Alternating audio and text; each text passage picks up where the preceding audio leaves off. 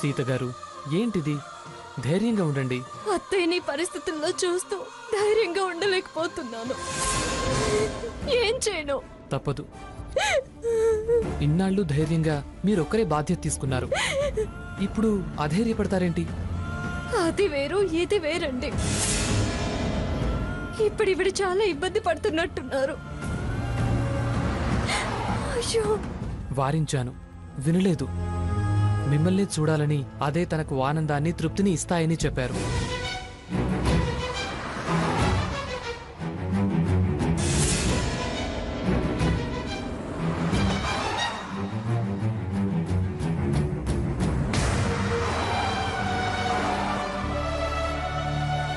సీత,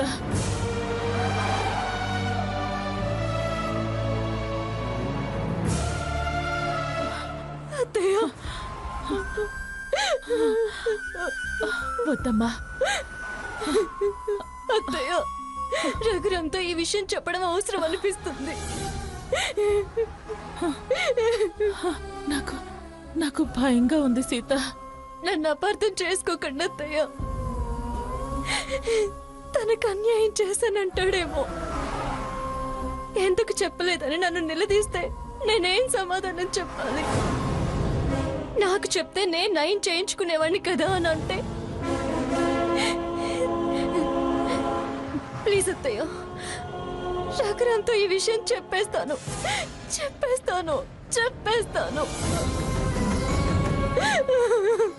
నా వల్లే కాదత్తయ్య. సీత,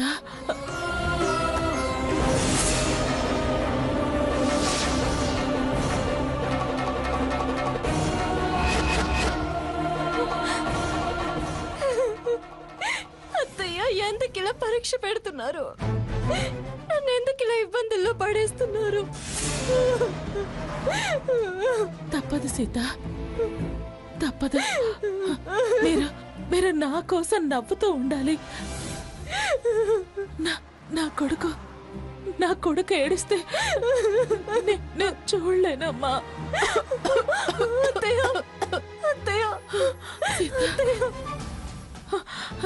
తప్పదమ్మా, తప్పదు. నన్ను మన్నించు సీత. తప్పదు సీత. నా కోసం ఈ విషయాన్ని రఘురామ్కి చెప్పకూడదు.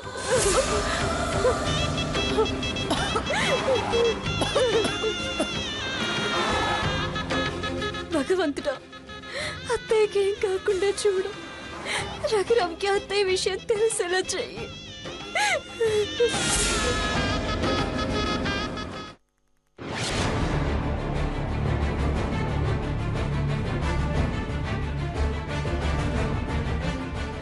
ఏరా, నువ్వు ఒక్కడవే వచ్చావేమిటి? సీతేది? నానమ్మ, సీత రాలేదు, నేను ఒక్కడనే వచ్చా. ఆ విషయం నువ్వు ప్రత్యేకంగా చెప్పాల్సిన అవసరం ఏముంది? కనిపిస్తూనే ఉందిగా. ఏంటే ఎందుకలా గదమాయించి అడుగుతావు? చెప్తాడు కదా. ఏదిరా, నీ పెళ్ళామని అడగటం కూడా గదమాయించడమేనా? మీరు వెళ్ళండి నాన్నమ్మ, నేను దగ్గరుండి సీత చేత కచేరీ చేయించి తీసుకొస్తానని నన్ను పంపించాడు.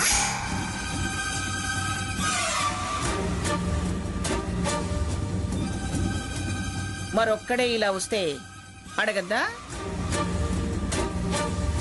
ఏరా, నోరు మెదపవే. ఈయన గారేమో నిన్ను గదమాయిస్తున్నాను అంటారు.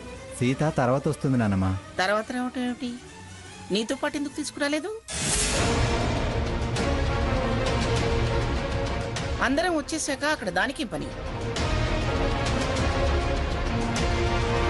మళ్ళీ ఏ సంకీర్తన వాళ్ళో, స్వరార్చన వాళ్ళో, భజన బృందం వాళ్ళు వచ్చి ఆగిపోమన్నారా? నువ్వు రామకీర్తనలు పాడుకో సీత అని దాన్ని అక్కడ వదిలేసి వచ్చావా? నానమ్మ, అసలు ఏం జరిగిందంటే సీత కచేరీ చేసింది. చివర్లో నాతో పాటు కచేరీ చేసిన వాళ్ళు ఆవిడికి విపరీతంగా దగ్గొచ్చింది. పాపం పెద్దావిడ, పైగా నాకు గురువు, తల్లితో సమానం. ఆవిడే నాకు ఆదర్శం. సీత గారు, ఆవిడ గారి కండిషన్ చాలా క్రిటికల్ గా ఉంది. అర్జెంట్ గా హాస్పిటల్ తీసుకెళ్ళాలి. సీత, పద ఇద్దరం వెళ్దాం. వెనక సీట్లో వారు పడుకున్నారు. ప్లేస్ కూడా అడ్జస్ట్ అవ్వదు.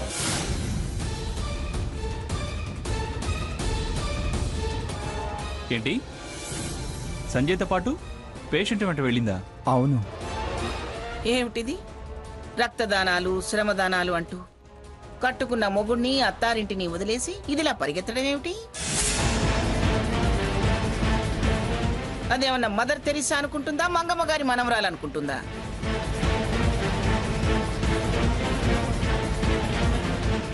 వెళ్ళేటప్పుడు జంటగా వెళ్ళింది, మళ్ళీ వాడిని వదిలేసి రాలేక జంటగా తిరుగు ప్రయాణం కోసం ఏదో దొంగ నాటకం ఆడింది.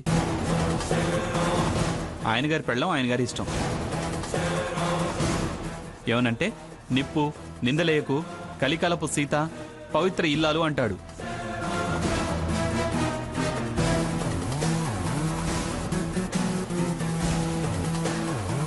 అయినా ఎవరితో వదిలేసి వస్తే నీకేంటి? ఎవరి సేవలో తరిస్తే మనకేంటి? పెడర్థాలు తీకు సాకేత్. అర్థం చేసుకున్న భర్తవి, పూర్తి స్వతంత్రం ఇచ్చావు, మధ్యలో పెడర్థాలు తీయాల్సిన అవసరం నాకేంటి? అయినా నా మాటలో పెడర్థం నీకెందుకు వినిపిస్తోంది? సరే సరే, ఏ హాస్పిటల్కి వెళ్ళిందో తెలుసా పోనీ? తెలియదు నానమ్మ. సంజయ్ ప్రైవేట్ హాస్పిటల్కి వెళ్ళి ఉంటుంది.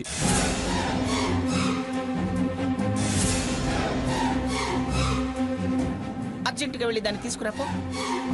ఇక్కడికి వచ్చారో లేదు ప్రమాదంలో ఉందని అక్కడే ఉన్నారో ఓసారి ఫోన్ చేసి కనుక్కుంటే పోలా? రేయ్ ఓసారి ఫోన్ చేయి. చేయరా.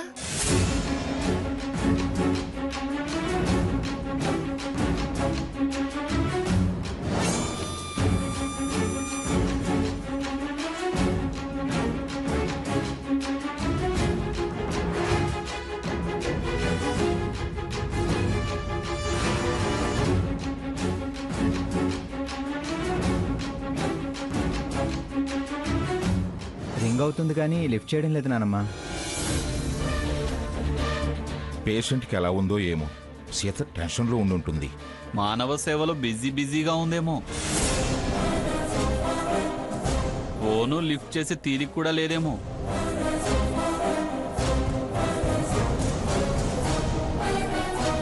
వ్యంగ్యపు మాటలు మాట్లాడకు బావా. నిన్న హారితిని సంజయ్కిచ్చి పెళ్లి చేస్తానన్నందుకు కోపమా?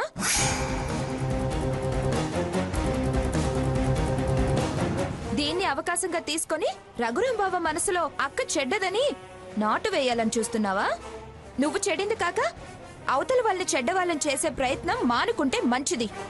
స్వర్ణ, వాడిప్పుడేమన్నాడని వాడు నువ్వంటున్నావు?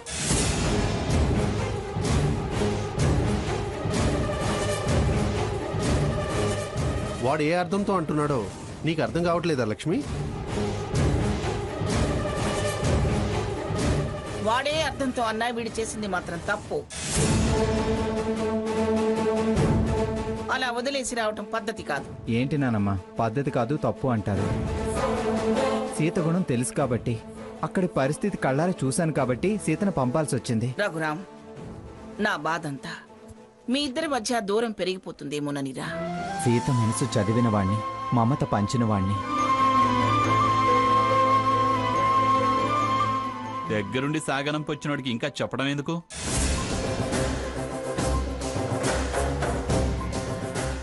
కళ్ళారా చూశాక కానీ బోధపడదు.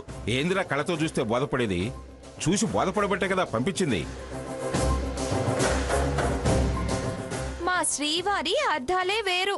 మనం కళ్ళతో చూసినా బుకాయించేసి అబద్ధం ఆడే గుణం. అందుకే అలా మాట్లాడుతున్నాడు.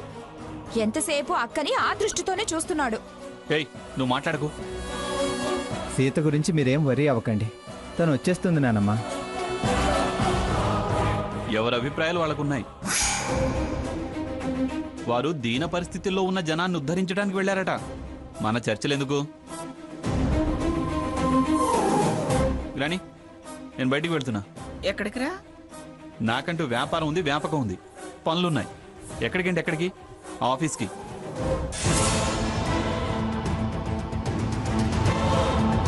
అక్కకి ఫోన్ చేసి అసలు విషయం తెలుసుకోవటం మంచిది.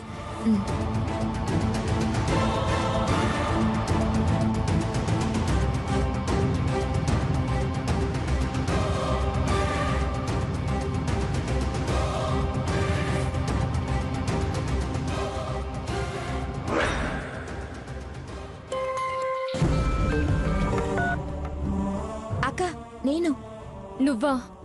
ఎవరో ఏమోనని హడలి చచ్చాను. ఏం చెప్పాలా అని భయపడుతూ ఉన్నాను. అత్తయ్య గారికి ఎలా ఉంది? స్వర్ణ, నాకేం చేయాలో అర్థం కావడం లేదే. నీకిందాక బావ ఫోన్ చేశాడు. రింగ్ అవుతుంది కానీ ఆన్సర్ చేయట్లేదు అని చెప్పాడు. అలాగా? ఎంతసేపు అయింది ఫోన్ చేసి? ఇందాకే. ఇందాక రూమ్లో నేను అత్తయ్య దగ్గరున్నాను. అసలు ఏమైంది అత్తయ్య గారికి?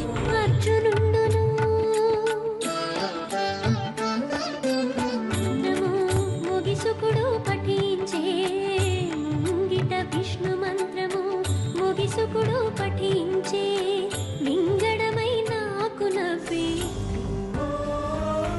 స్వర్ణ, ఏ స్వర్ణ! వస్తున్నా అమ్మమ్మ. అక్క, అమ్మమ్మ గారు పిలుస్తున్నారు, నేను మళ్ళీ చేస్తాను.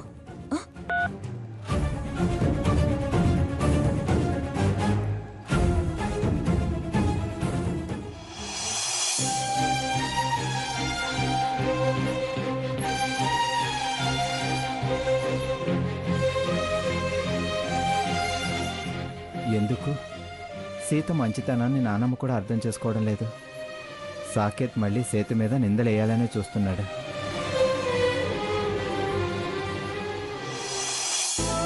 సీత వచ్చాక రేపో ఎల్లుండో నానమ్మకు చెప్పి సీతను తీసుకుని అమ్మ దగ్గరకు వెళ్ళాలి.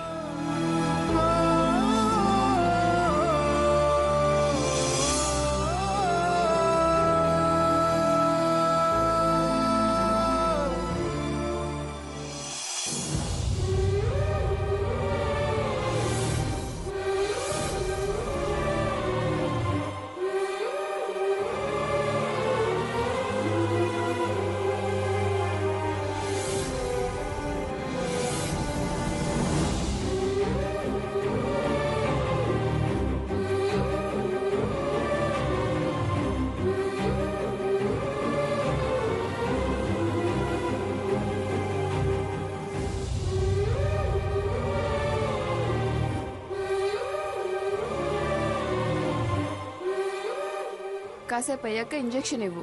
స్పృహలోకి వచ్చాక ఇన్ఫార్మ్ చేయి. Okay doctor.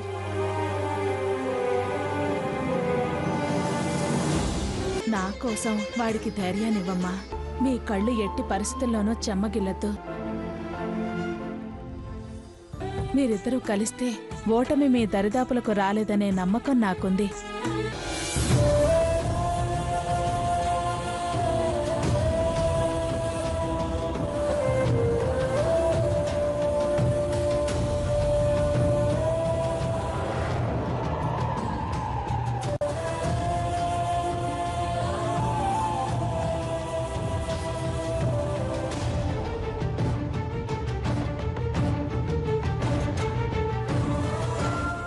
సిస్టర్, సాచురేషన్స్ బానే ఉన్నాయి. ఆక్సిజన్ మాస్క్ తీసేయండి. Okay doctor.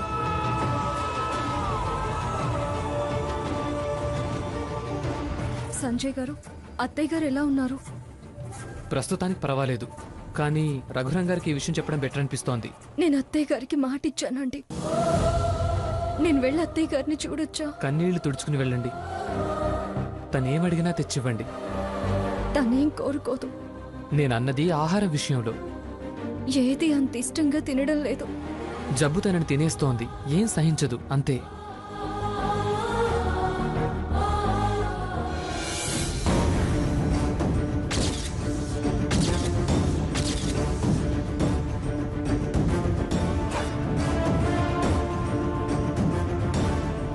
హారతి,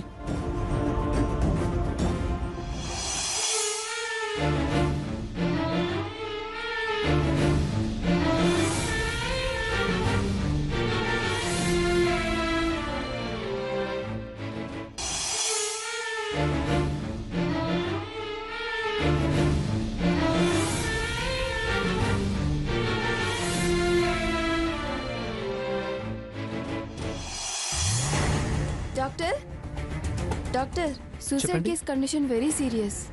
ఎమర్జెన్సీలోనా? అవును డాక్టర్, ఎమర్జెన్సీ వార్డులోనే.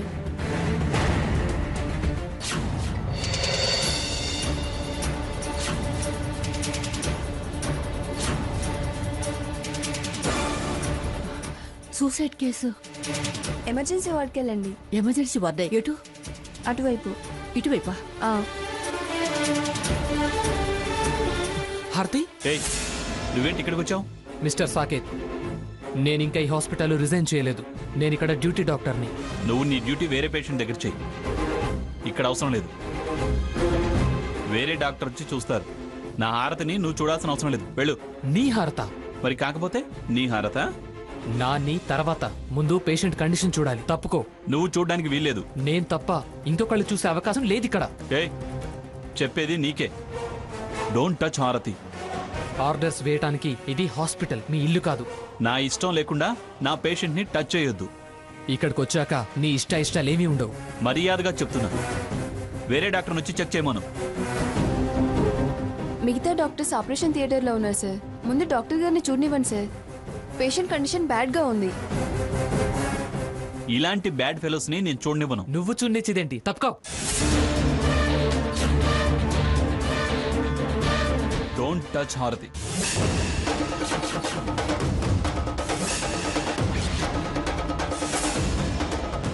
నా మనవరాలకి వైద్యం అందకుండా చేసి దాన్ని చంపాలని చూస్తున్నావా? అందుకేనా వద్దన్నా వినకుండా దాన్ని అలా ఎత్తుకొచ్చావు? అదలా చేయడానికి కారణం నువ్వు. దానికి వైద్యం చేయదంటానికి నువ్వెవరు? డాక్టర్ గారు, అర్జెంటుగా మీరు దానికి వైద్యం చేయండి. ఇతని గురించి మీకు తెలీదు. నీకు తెలియదేమో, నాకు బాగా తెలుసు. దానికి ఎవరు వైద్యం చేయాలో ఎవరు చేయకూడదో చెప్పడానికి నువ్వెవరు? నువ్వేమైనా దాన్ని కట్టుకున్న మొగుడివా? నీ చేతకానితనం, నీ గ్రాని మూర్ఖత్వమే దాని బ్రతుకు నాశనం చేశాయి. ఇవాళ చావుకు సిద్ధపడిందంటే మీరే కారణం. అదెక్కడ బతుకుతుందో అనేగా డాక్టర్ వైద్యం చేయకుండా అడ్డుపడుతున్నావు. సిగ్గు విడిచి అది నీ మీద ప్రేమతో నీ వెనకాల పడితే దాని బ్రతుకుని అవమానాల పాలు చేస్తావా? నేనేం చేయలేదు. నాకు హారతి అంటే ప్రాణం. తనంటే ఇష్టం. తనతోనే జీవితం అనుకుంటున్నాను. అందుకేనా వైద్యం చేయొద్దని బెదిరిస్తున్నావు? కాళ్ళు పట్టుకుని బ్రతిలాడి బ్రతికించండి అనాల్సిన వాడివి టచ్ చేయొద్దు, చూడొద్దు అంటావా? అందులోనే నువ్వేంటో, నీకున్న ప్రేమెంతో అర్థమవుతుంది. నీకు దక్కించుకోవడం రాదు. అది బ్రతికితే ఎక్కడ పరాయివాడి పాలవుతుందోనని నీకు కుళ్ళు. మీ వాళ్ళంతా చీయన్నా చాన్నా భరించింది. కావాలనుకున్న వాళ్ళు కాలం కలిసొచ్చేదాకా ఆగాలి. దానికి ఆ కర్మేం పట్టలేదు. కలిసొచ్చే కాలం ఈ జన్మలో కనిపించడం లేదు. నీ పెళ్ళాము దాని అక్క, మరో పక్క నీ గ్రాని.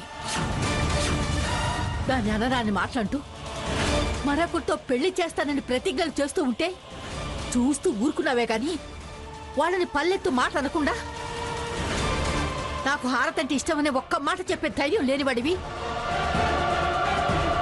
నిన్ను నమ్మి ఎలా ఎదురు చూస్తూ ఉంటుంది? మర్యాదగా ఇక్కడి నుంచి వెళ్ళిపో. కాదని మొండికేసి నిలబడ్డావనుకో, దాని వైద్యానికి అభ్యంతరాలు చెప్పావనుకో, పోలీసులకు ఫోన్ చేస్తాను. నీ నాయనమ్మనే పిలిచి నీకు గడ్డి పెట్టిస్తాను. నా మనవరాలు ప్రాణాలు తీసుకోవడానికి వీడే కారణమని మరణ వాంగ్మూలం రాయించి నీ బ్రతుకు కటకటాల పాలు చేస్తాను. Out, get out.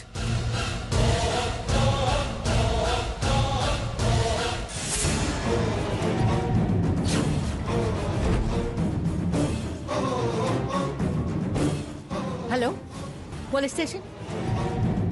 నేను ఎక్స్ఎంపీ బొబ్బిలి భాగీరథి దేవిని మాట్లాడుతున్నాను.